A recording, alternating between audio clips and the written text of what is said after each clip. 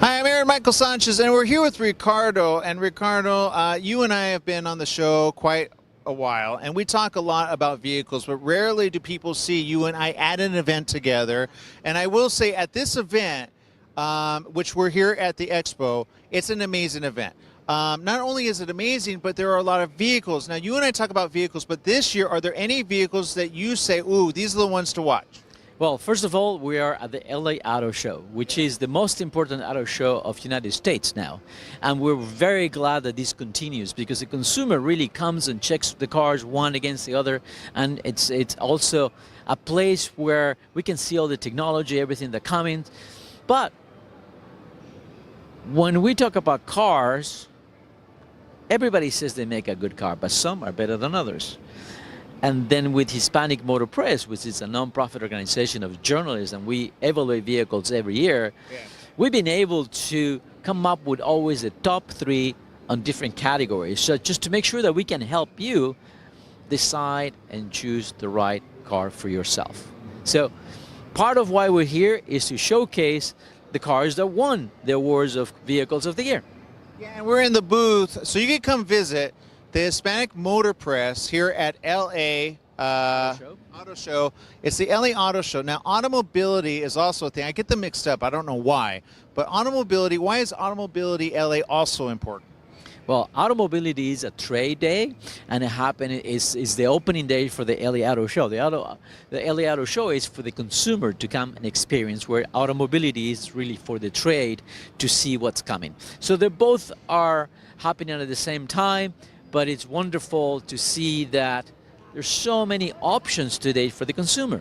Yeah, and that's the great thing. And the fact is, not only is it great, but it's amazing, and that's why you need to come. You need to get your tickets right now. We're here. It's live. Come get your tickets. Now, Ricardo, I know you have a lot of things going on. I know that you do a lot, and I know that you do a lot behind the scenes, in front of the scenes, and all around the scenes. Now, we just had Isaac on, which was a last minute. It was just going to be me and Ricardo, so I'm so glad that we had Isaac here. But Isaac, behind the scenes, says that he likes a particular vehicle, but he didn't want to say it because he's technically under like certain agreements, like Transformers and others, where they have engagements with other vehicles. And do people understand that out in the world when you look at Hollywood, you look at vehicles, and why some you go, oh, that's why they don't talk about it. But Ricardo's not under contract, so he can say anything about any vehicle. Are there any things that people should look out for that you've been seeing, oh, that's going to be a problem, that's going to be a problem, that's going to be a problem?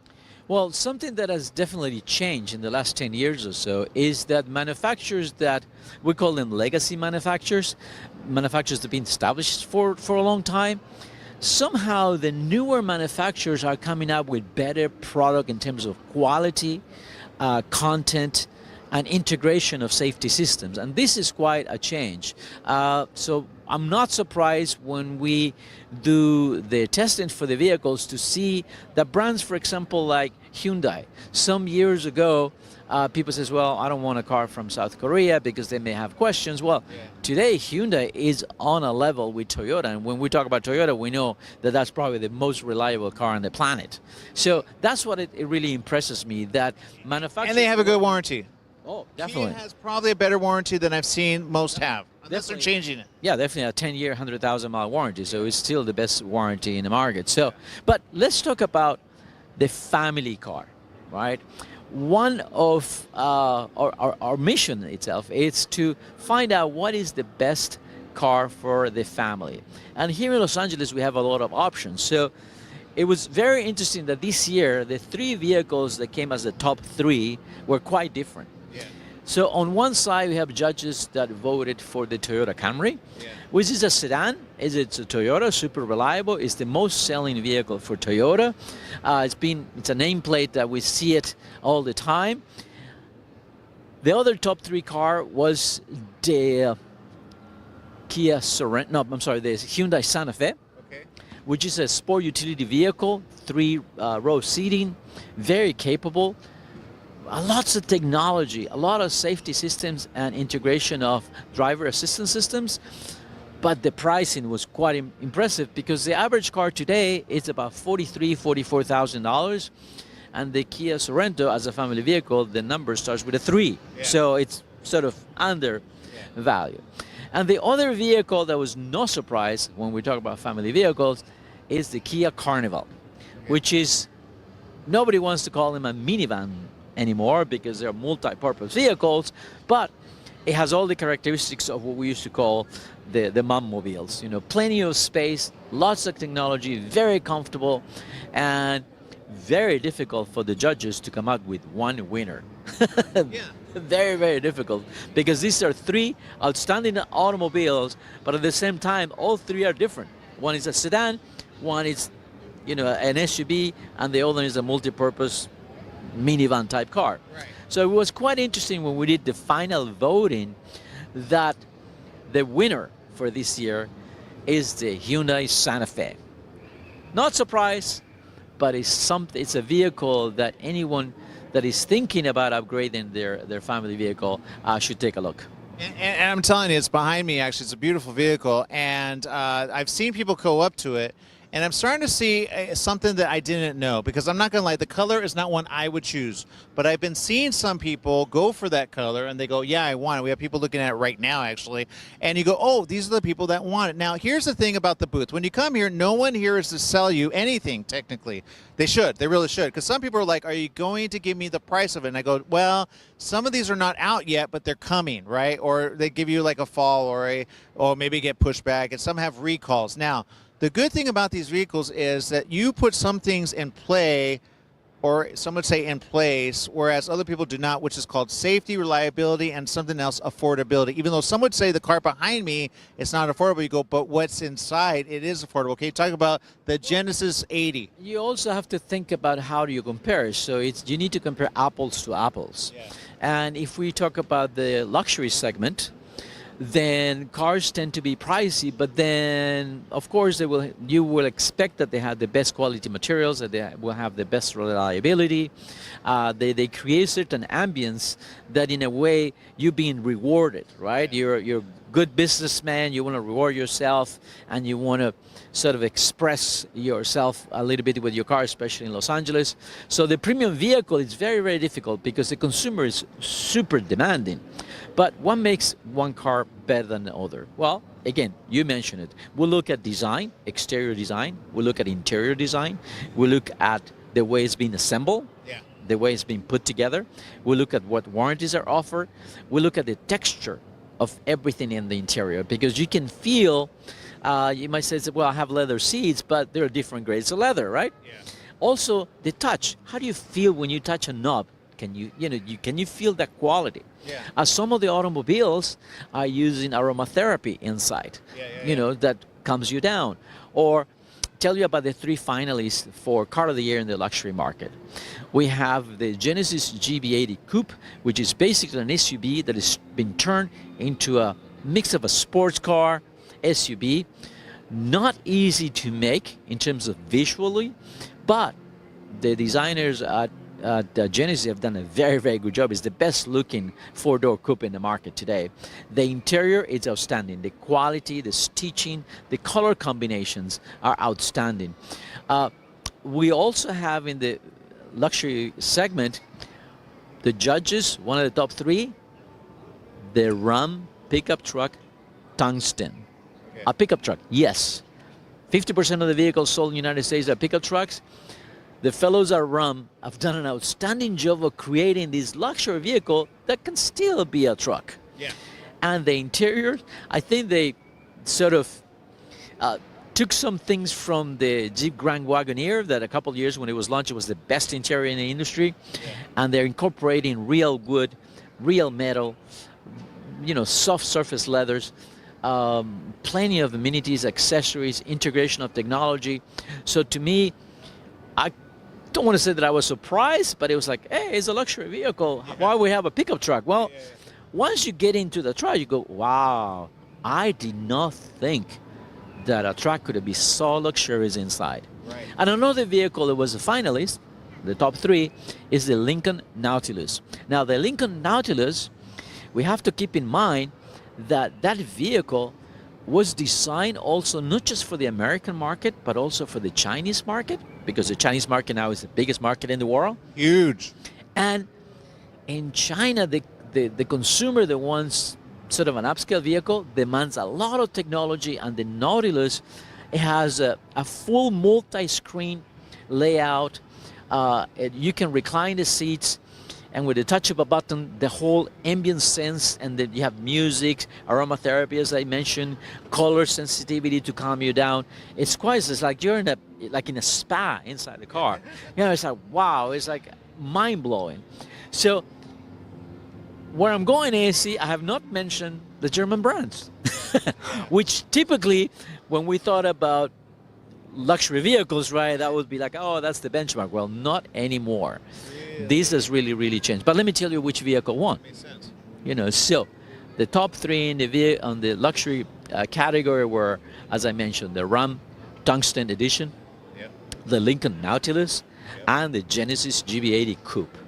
And according to all the judges, their vote said that the Genesis GB80 Coupe was the winner. And I'm not surprised. Any of these three would have been great. Yeah. But something else that the Genesis has is a V6 engine with a electronic supercharger that it makes it a sports car on top of that. And I'm glad you said that, because actually Ricardo is a sports, some would say a fanatic. If you put him behind a certain vehicle, he will go fast. What's the top speed you've ever done? I'm not allowed to say because I will probably end up behind bars, but let's say I had the opportunity to be on racetracks racing, not just testing, but racing. And that gives you sort of a little bit of an edge to understand how the dynamics change. Once the vehicle goes over 50 miles an hour, the dynamics change and the car is not going to turn, slow down, accelerate the same way that is at 30, 40 miles an hour. So you have to respect that. And when you're designing a vehicle that is going to be running at higher speeds, a lot of attention needs to go into the braking systems and the dynamics of how the cars turn. Yeah. Something that is not easy. And going back to the Genesis, that's, I think, what they probably their edge was that they were able to package a lot of performance in a luxury vehicle. Never says. I don't know how to. He's the one that puts the helmet on, and like what do they call those? The ones that are low to the ground. Like open wheel cars, Formula type cars. Formula. Yeah, I always call them something else, like Indy cars, but it's like the Indy race. There is a type of open wheels, a type of Formula car. Yeah, Formula cars. That's it. Okay, Formula. So he drives Formula, and when you see that, you go, huh? He puts on the helmet, he puts on the stuff so he doesn't burn if it crashes. Have you ever crashed one?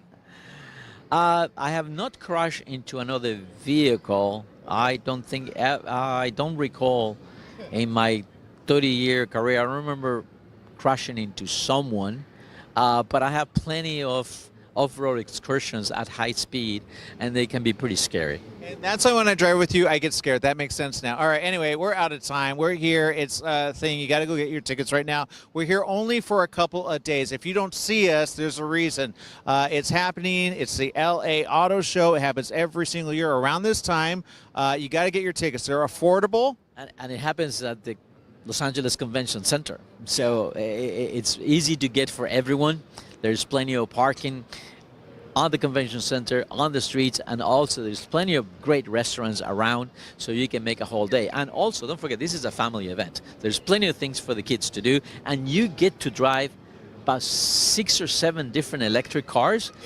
They have the Electric Avenue, where you can test drive the Rivian, the Lucid, the Kia, the Volkswagen, the Volkswagen Buzz, which is a retro mobile, a retro version of the Volkswagen Combi. So plenty of things to do and enjoy. Yeah, and that's the point. So go get your tickets right now. They're very affordable. Get it for the whole family. I think they're even open Thanksgiving Day. Who is open on Thanksgiving Day? I think they didn't plan right or something, right? Well, bring your family and have turkey here. Do they have turkey? Everybody's going to be closed. Anyway, have fun. It's where it's at. There's so many great things. You'll probably find a vehicle you like. What I would do, I talked to a woman who loved the Genesis so much. She's going to get it. She's a nurse. And I said, you get this, you drive the doctors in it, they'll be impressed. She says, how much is it?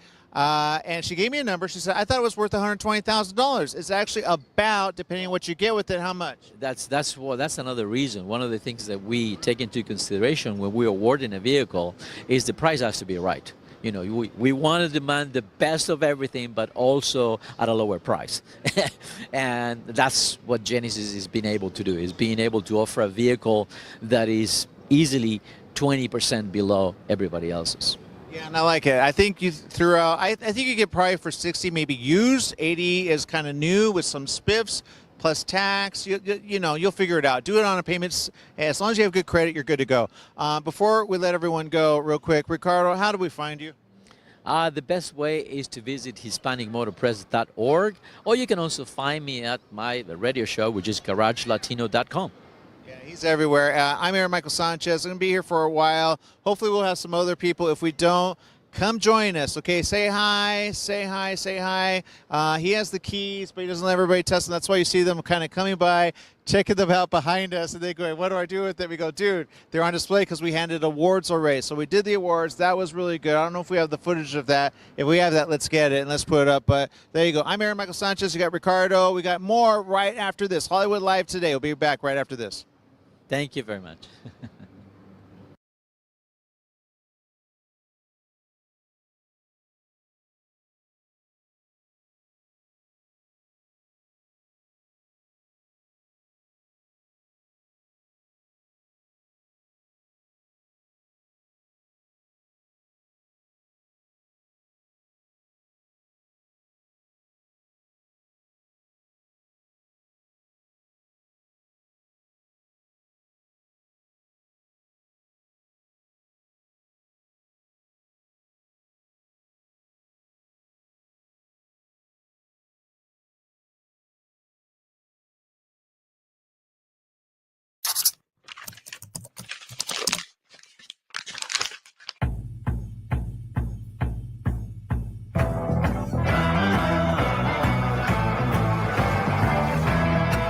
My name's Mark Hahn. I'm one of the founders of OVR.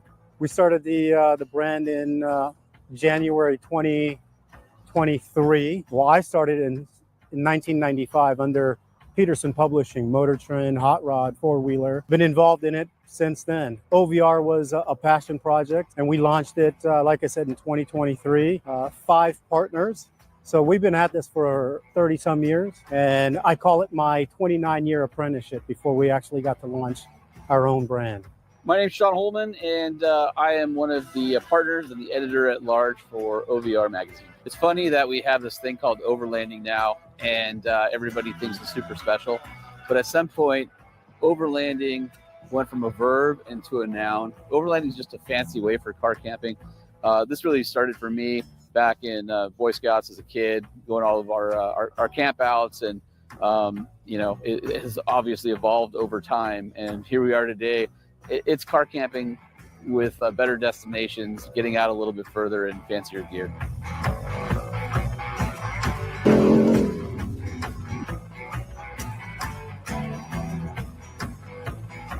I grew up in Anchorage, Alaska, my formative years from the age of 8 to 18. Every summer, every weekend, every night, we would go out to the rivers, go fishing, sleep under the stars, kind of like this. My dad and I, we bought a Ram cargo van. We cut up a bunch of plywood, 2x4s, put carpeting around it, and really turned it into a nice little van back then. And that was, I would say, the start of this adventure. And I hope to take OVR and generate another generation of kids that'll enjoy things like this. So what I love about overlanding is just the ability to have an adventure at any moment, to go exploring. Some of my favorite places are the Mojave Desert or Utah, Colorado, the San Juan Mountains. There's so much to be seen that's off the beaten path. And I feel like we're so inundated with, you know, emails and people and noise and all that. It's nice to get out of the city. I live in the city. I make my living in the city. Go out, unplug, and recharge in the backcountry to go find some history, some old trails, something that most people will never have a chance to see because they just don't know. Here we are in Los Angeles, 2 hours outside of LA. Amazing amount of history and trails. Most people have no idea. They go to Vegas on the 15 and they go, oh, the desert's ugly, or I wonder what's on that mountain. But nobody ever goes out to figure out what's actually there.